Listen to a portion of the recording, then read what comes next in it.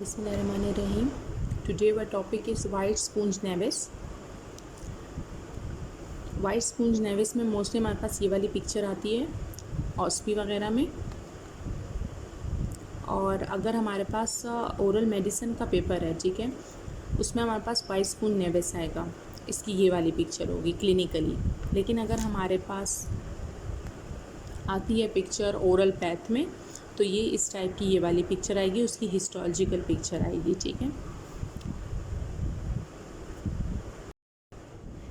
इस पिक्चर में white sponge नेविस हमें कैसे पता चलेगा, इसमें आप देख सकते हैं कि हमारे pass on the buccal mucosa यहाँ पे हमारे पास ये जो वाइट प्लाग लाइक स्ट्रक्चर है, ये हमारे पास रेज्ड है, ठीक है, या हम इसे कह सकते हैं कि फोल्डेड है।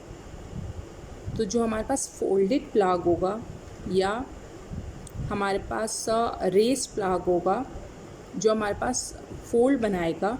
और दूसरी हिस्ट्री किस चीज़ की होगी, हिस्ट्री होगी हमारे पास फैमिली हिस्ट्री होगी, ठीक है। उसमें हमारे पास हम समझ जाएंगे हाँ ये हमारे पास क्या है, ये वाइट स्पूंज नेविस है। और दूसरा हमारे पास इसकी आइडेंटिफिकेशन पॉइंट दूसरा ये है कि ये बाईलैटरल होगा, दोनों तरफ हमारे पास बकल म्यूकोजा को इन्वॉल्व करेगा। और ये हमारे पास क्या होगा, रेस फोल्डेड फॉर्म में होगा, वाइट कलर प्लाग्स, ठीक है, और बाईलैटरल होगा। जो वाइट स्पूंज नेविस है वो हमारे पास क्या है, वो हमारे पास ऑटोसोमल डोमिनेंट ट्रेट है, जो हमारे पास किसकी वजह से होता है, म्यूटेशन की वजह से होता है। केराटिन 4 और 13 में इससे PCQs भी आता है।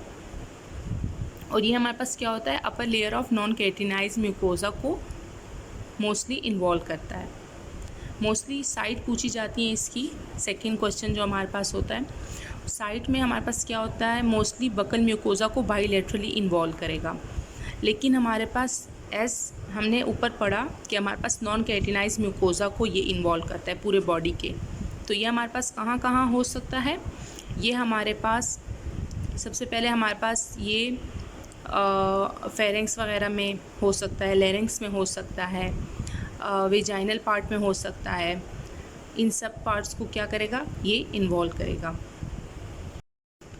दूसरा हमारे पास नोज़ को इन्वॉल्व करेगा और अपर रिस्पायरेटरी पार्ट्स को इन्वॉल्व करेगा, क्योंकि ये वाइवा में पूछे जाते हैं। एक तो हमारे पास ओरल पार्ट है, जो हमारे पास कौन से हैं, बकल म्यूकोजा है। लेकिन हमारे पास अदर देन ओरल पार्ट्स कौन कौन से आते हैं, तो वो हमारे पास कौन कौन से होंगे, वो हमारे पास nose, upper respiratory tract areas, genital areas, और हमारे पास फेरेंक्स और सुफेकस वगैरह, ठीक है। ये इसके हमारे पास साइड्स आ जाएंगे। फिर आ जाते हैं हमारे पास नेक्स्ट क्वेश्चन होता है क्लिनिकल फीचर्स क्या हैं। क्लिनिकल फीचर्स जो हैं हमने इसको शॉर्ट करना है। तो हमारे पास क्लिनिकल फीचर्स सबसे पहले आप लोगों को ये पता होना चाहिए कि ये हमारे पास क्या है, यहाँ पे भी केराटोसिस हो रही है। तो हमारे पास ये white soft irregular plaque like structure है ऑन द बकल म्यूकोजा, जो कि हमारे पास क्या होगा, जो हमारे पास इसकी जो बॉर्डर्स होंगे या उसके जो मार्जिनस होंगे वो इल डिफाइंड होंगे। और दूसरा हमारे पास ये क्या होगा, ये हमारे पास नॉन केराटिनाइज म्यूकोजा को अफेक्ट करेगा। अच्छा, ये BCQs, इससे दूसरा एक BCQs आता है कि हमारे पास कौन सा सिंड्रोम, या वाइवा में भी ये पूछा जाता है कौन सा सिंड्रोम हमारे पास वाइट स्पूंज नेविस के साथ रिलेट है। तो वो हमारे पास कौन सा है, कैनोन्स सिंड्रोम।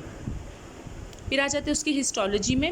हिस्टोलॉजी में आप लोगों को क्या क्या याद रखना है, हिस्टोलॉजी में सबसे पहले आपको ये पता होना चाहिए कि हमारे पास इसमें क्या होता है, हाइपरकेराटोसिस होती है, एक्एंथोसिस होती है।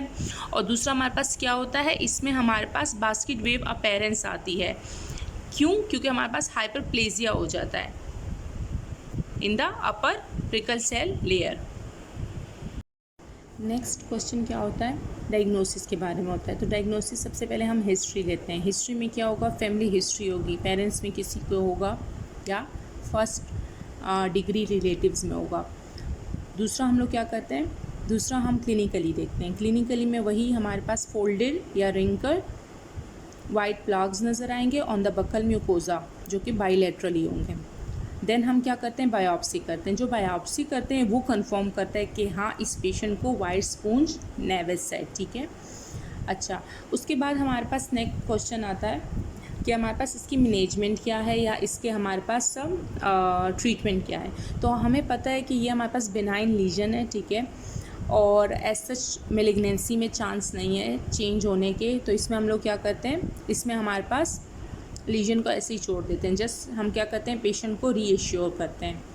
ये टॉपिक यहाँ पे हमारा ख़त्म हो गया, वाइट स्पूंज नेविस।